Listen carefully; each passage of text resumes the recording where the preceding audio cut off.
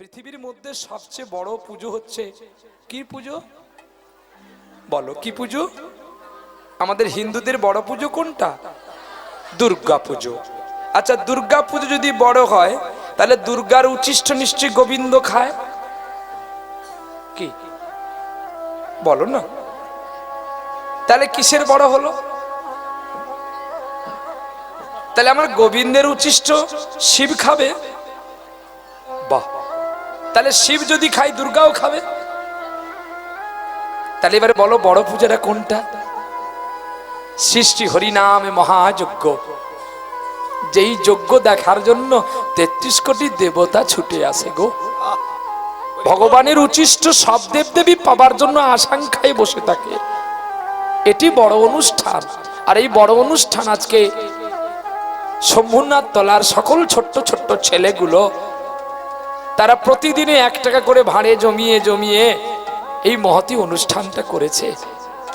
আজকে তাদের হৃদয়টাও খারাপ নয়, তাদের হয়তো দেখতে একটু খারাপ, কিন্তু তাদের মনটা যে কত ভালো।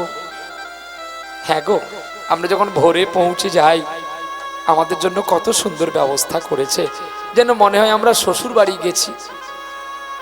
হ্যাঁ, ৪ বার গিয়ে ডেকেছে, বাবা একটু চা খাবে, ও বাবা একটু চা খাবে। হ্যাঁ, শেষে বাবুকে ফোন করে বলছে বাবুরা উঠছে না। তখন বলছে জানিস প্রতিদিন গান গাইছে তো কষ্ট হয়, আর একবার গিয়ে দেখ গায়ে একটু হাত দিয়ে।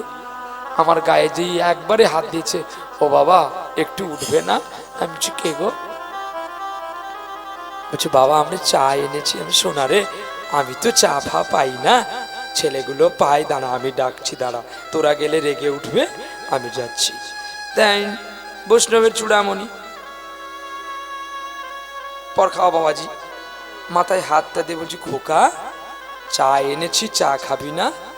চা খাবো কি দিয়ে? কেন? কাজু বাদাম দিয়ে। উঠে পড়েছি। বিস্কিট হলে উঠতো না, যেই কাজু বাদামের কথা বলেছি উঠে পড়েছি। যখন দেখে না প্লেটে তো বিস্কিট আর চা, বলে কাজু কই? আমি তো চোখটা এখন ছাড়েনি তো, তাই তো তুই বিস্কিটটাকে কাজুটাকে বিস্কুট দেখছিস। সকালবেলা মিথ্যে কথা কও তুমি? আমি তো তোর ঠাট্টার লোক নাকি? দেখ দেখি ভালো করে কাপটার দিকে, ওই যে চোখ দোলেছিল ওই সময় আমি কাজু রেখে দিয়েছি। সত্যি তো কাজু আছে, বিস্কুট আছে, আমি কোনটা খাবি খা না, যাও সকালবেলা দিয়ে যখন সবটাই খেয়ে নি। তারপর বাবু সোনা ঘুমিয়ে আছে, হায়ের ভেতরে আসতে ডাকতেছি, একটা কাজু দিয়েছি, ঘুমিয়ে ঘুমিয়ে খাচ্ছে।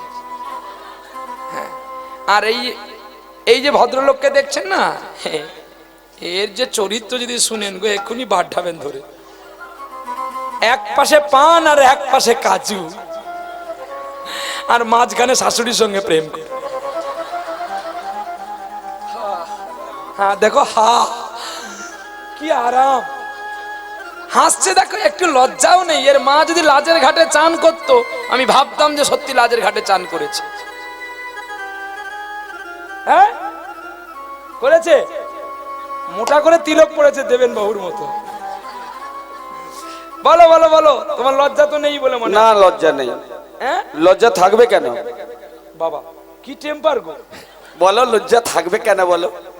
শাশুড়ির সঙ্গে প্রেম করে তার লজ্জা নেই। শাশুড়ির সঙ্গে প্রেম করাটাই ভালো, যার সঙ্গে প্রেম করাটা ভালো নয়। আর প্রেম যদি আর বলো না, এখনো কমিটি ভদ্র আর শোনা বাবা, তোর তো ছোট্ট বয়স বাপ, হ্যাঁ তুইও শাশুড়ির সঙ্গে প্রেম করতে শিখ। তাহলে একটা বিয়ে করি আগে। বাপ বলি, হ্যাঁ বিয়ে করলে শাশুড়ি হবে, না হলে কি শাশুড়ি নেই?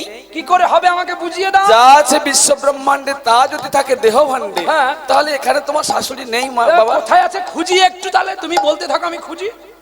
কি গো বাবা, ভক্ত বাবারা বলুন, শাশুড়ি নেই?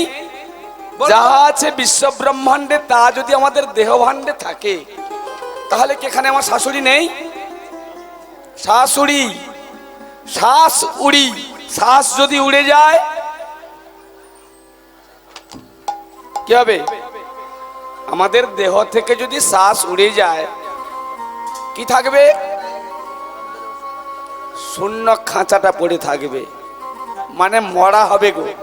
বলছে না, শ্বাসে শ্বাসে দিচ্ছি সারা, কেন ভ্রান্ত হও তুমি? আমাকে কি খুঁজছো রে জীব, তোর কাছেই তো আমি।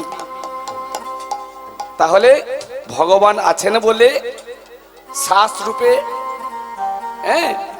আমরা রয়েছি। অতএব প্রেম যদি করতে হয় যাত্রার সঙ্গে না করে শাশুড়ির সঙ্গেই করতে হবে। ছোট্ট বাবা তো, যার জন্য বলছে। আপনারা সেই শাশুড়ি ভাববেন না যে বউয়ের মা শাশুড়ি। এই প্রাণায়াম যোগ করো, যে বেরোচ্ছে আর যে ঢুকছে এর সঙ্গে প্রাণায়াম করলে, এই শ্বাস প্রশ্বাসের সঙ্গে যোগ করতে পারলে তবেই হবে তোমার সাধনা। আনলে শ্বাস যদি তোমার উড়িয়ে যায়, তোর দেহ রবে পড়ে নিজের খাঁচার ভিতর অচিন পাখি কেমনে আসে যায়। ধরতে পারলে দিতাম পাখির কি গো, তার পায়েতে বেড়ি দিতাম না। নিতাই গৌরহরি বল, চলো আজকে যাই আমরা। সেই উপকারের পরিণাম কি? আজ কেন গো ফুলের বনে জাগলো শিহর, আজ কেন গো ফুলের বনে জাগলো শিহর, জাগলো শিহর। ভাঙিল কেন স্বপ্ন আমার, পেলাম কার দর্শন, জাগলো শিহর। আজ কেন গো ফুলের বনে জাগলো শিহর, জাগলো শিহর। কে যেন গো মন যমুনায় কদম্ব তলায় উথল করা বাঁশির সুরে আমারে কাঁদায়। তাই জেনে রেখো, আজকে সকল ভক্তবৃন্দের কাছে বলে যায়, পরীক্ষিতকে সাপ কামড়িয়েছিল বলে মুক্তির জন্য হরি কথা শুনেছিল, আমাদেরকেও সংসার রূপী তক্ষকটা কামড়েছে। তাই সংসার জ্বালা থেকে মুক্তি পাবো বলে হে শিব শঙ্কর শম্ভুনাথ, আর তোমার চরণতলে বসে তোমার পরমেশ্বর ভগবানের কথা আমরা শুনতে বসেছি। তাই এই আসনে কোনো মেয়েকে তুলতে নেই, এটা বেশাসন। এখানে মেয়ে ওঠা দণ্ডনীয় অপরাধ। এই আসন সাধারণ নয়, একমাত্র ভগবানের পুত্র পেয়েছিলেন আসনটা।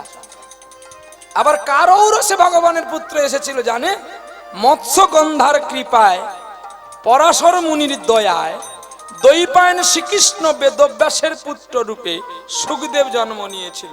মাতৃদ্বার দিয়ে প্রসব হয়নি, জানুদাস দিয়ে প্রসব হয়েছিল। এইখান থেকে ডাক্তাররা জানলো সিজার করা যায়। সিজারের জন্ম এইখান থেকে, সুখদেব গোস্বামীর কাছ থেকে। আর ও ছিল মায়ের গর্ভে মাত্র 14টি বছর, অসাধ্য সাধন করেছিল। কে যেন গো মনের যমুনা কদম্ব তলায় উথল করা রাধা নামে বাঁশরি বাজায়।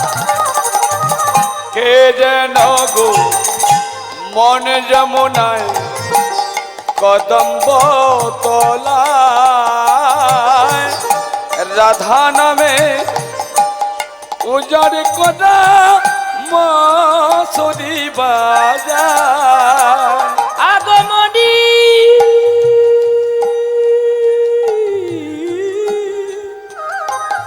আগমনী আগমনী আগমনী আগমনী গাইছে পাখি, এই কি রে বৃন্দাবন, জাগলো শিহর।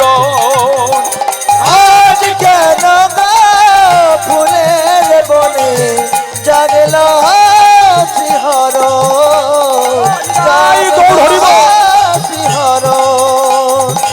আজ কেন গো ফুলের বনে জাগলো শিহর, জাগলো শ্রীহরণ। মহারাষ্ট্রে নয়, ভারতবর্ষের বুকে মধ্যপ্রদেশে কৌলন্যপুর গ্রামে ঘটেছিল এই অপ্রাকৃতিক লীলা। ব্রহ্মার ভগবান বসে বসে কথা বলছেন, আর হেনকানে ভগবান ঘামিয়ে উঠেছে, আর ভগবানের ললাট থেকে ঘাম ধড় করে ধরে ধরে পড়ছে, আর সেই ঘামের বিন্দু কণা থেকে একটা ছেলে জন্ম হয়ে গেল। অবাক দৃশ্য। ধরিত্রীর বুকে এক অপ্রাকৃতিক দৃশ্য দেখতে পেলাম। ভগবানের ঘাম যেই মাটিতে পড়ে গেল, ওই মাটি থেকে একটা ছোট্ট বালক কাঁদছে। ভগবান অবাক হয়ে গেল। ব্রহ্মা ছুটে গিয়ে কোলে নিল। এ কি নাম তোমার? ছোট্ট ছেলে তো।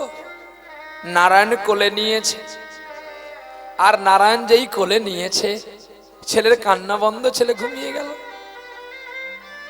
আশীর্বাদ করলো খোকারে, আই থেকে তোর নাম দিলাম ভাগুরি।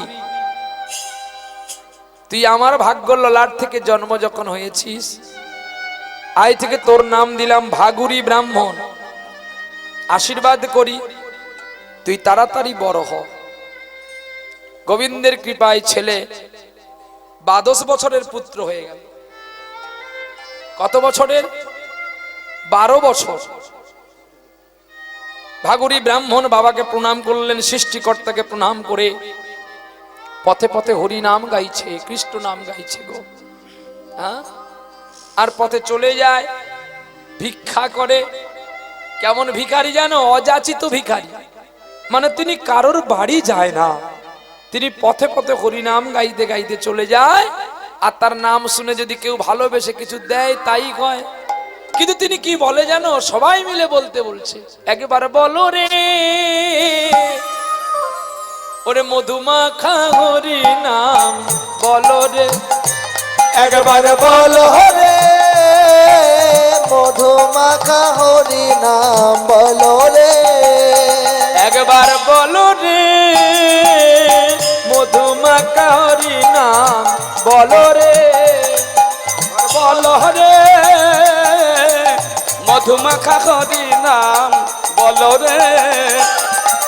নামের গুণে জগাই মাদাই, নামের গুণে জগাই মাদাই, নামের গুণে জগাই মাদাই, উদ্ধার হইয়া গেল রে।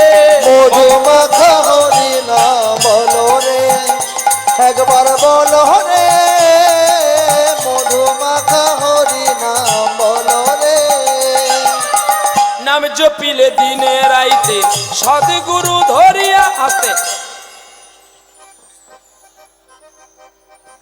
এই ফুলকপি কত করে রে?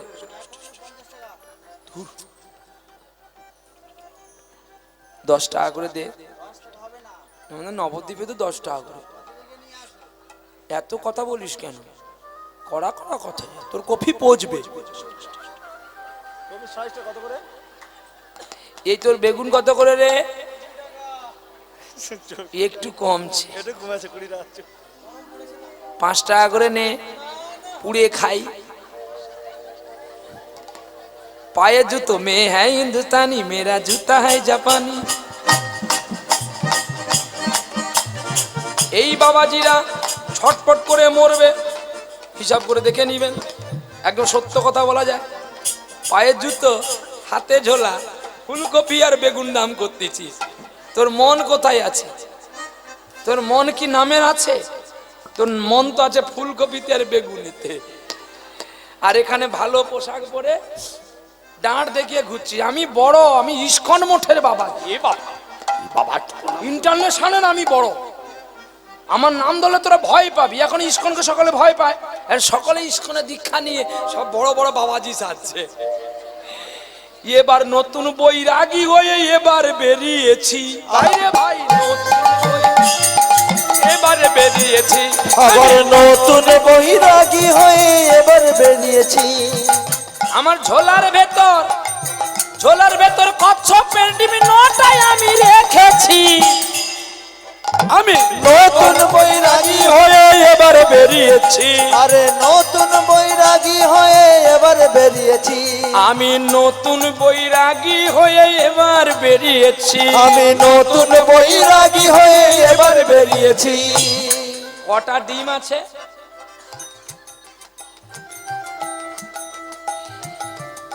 যত বুড়ো হবে বুড়ো তত মাল আরো বেরোবে।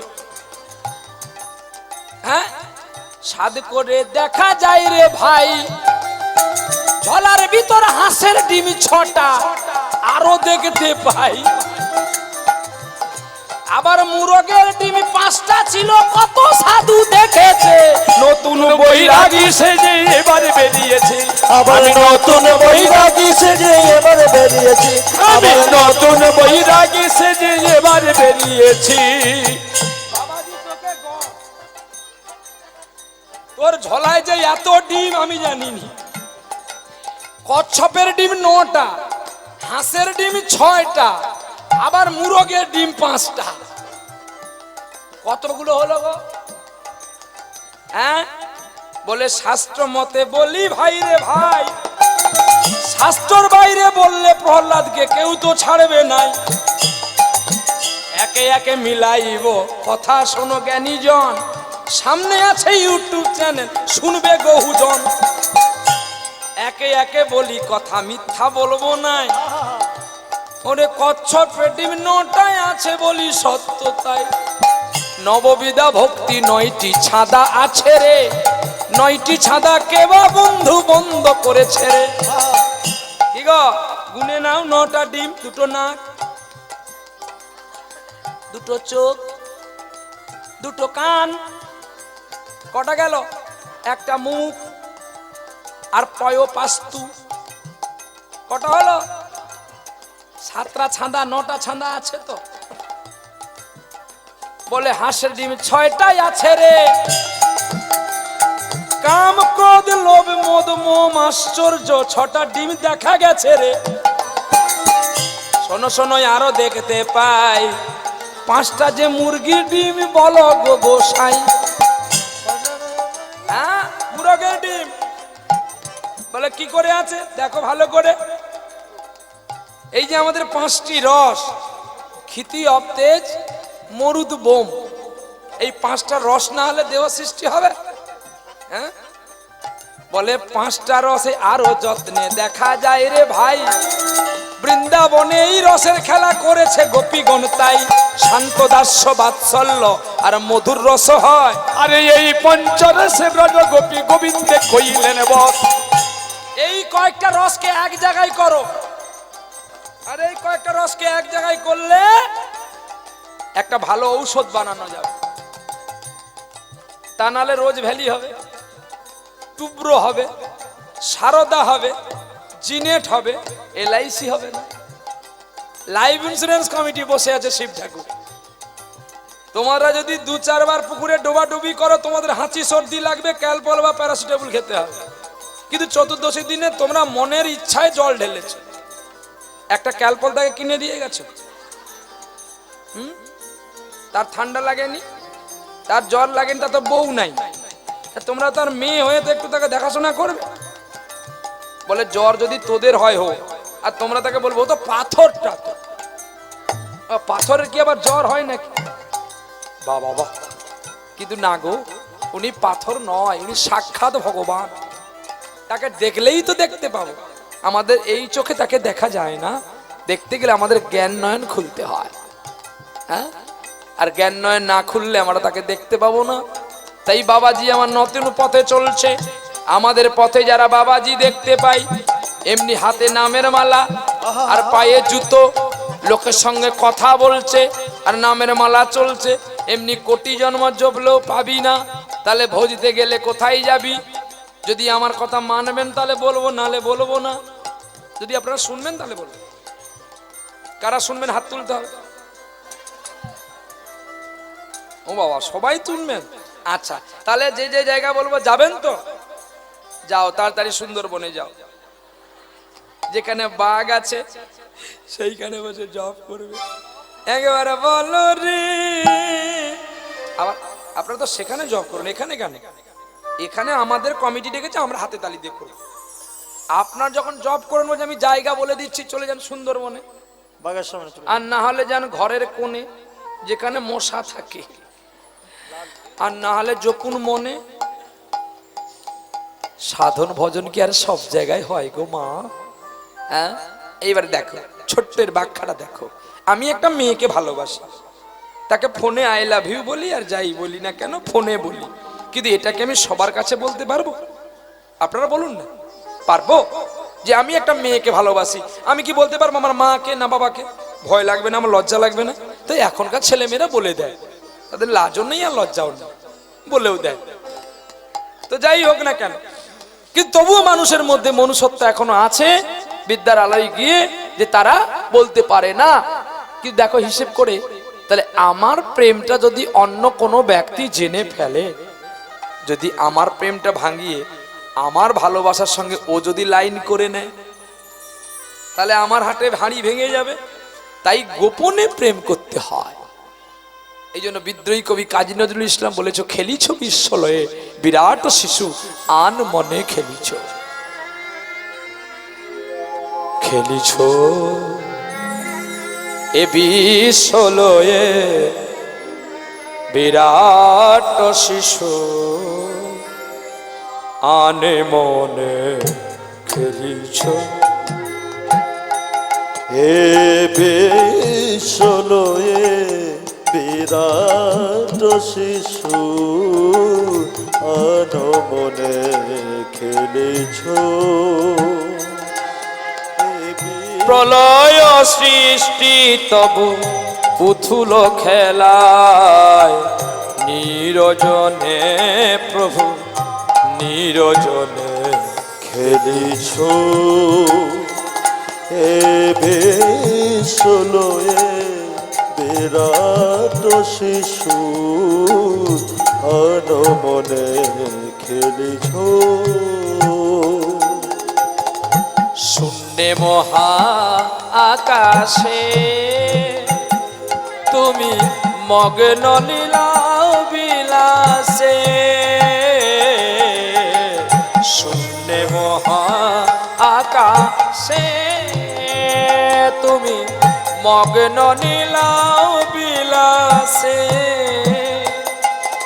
আজি হাসিছ খেলিছ প্রভু আপন মনে, নিরজনে প্রভু নিরজনে খেলিছ।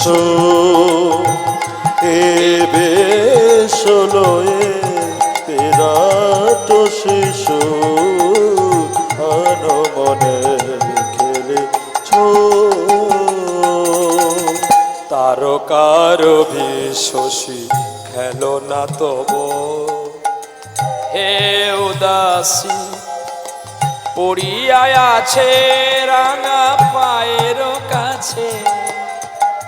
রাশি রাশি নিত্য তুমি হে উদাস,